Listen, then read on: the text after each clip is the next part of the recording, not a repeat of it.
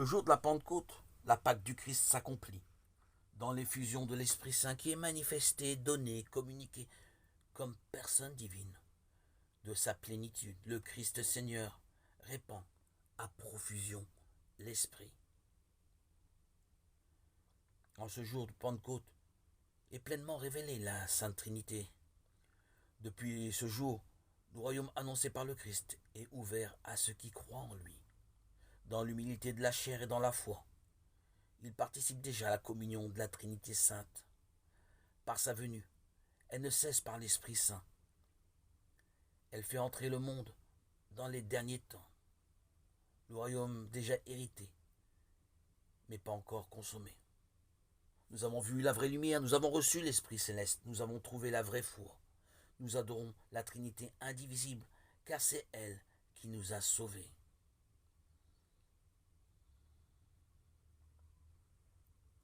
Dieu est amour. 1 Jean 4, 8, 16. L'amour est le premier don. Il contient tous les autres.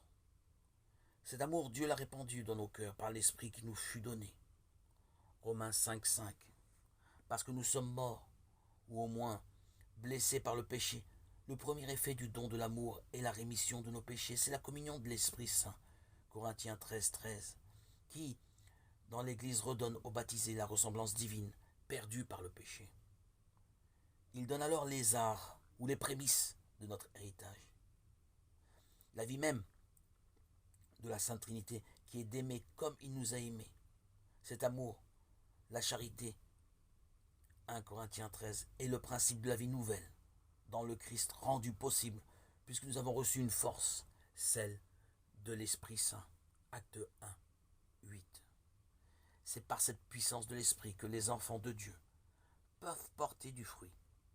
Celui qui nous a greffés sur la vraie vigne nous fera porter le fruit de l'Esprit, qui est charité, joie, paix, longanimité, serviabilité, bonté, confiance dans les autres, douceur, maîtrise de soi.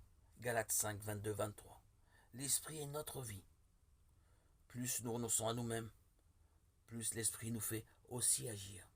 Galates 5, 25. Par communion avec lui, l'Esprit Saint rend spirituel, rétablit au paradis, ramène au royaume des cieux et à l'adoption filiale. Donne la confiance d'appeler Dieu Père et de participer à la grâce du Christ, d'être appelé enfant de lumière, d'avoir part à la gloire éternelle.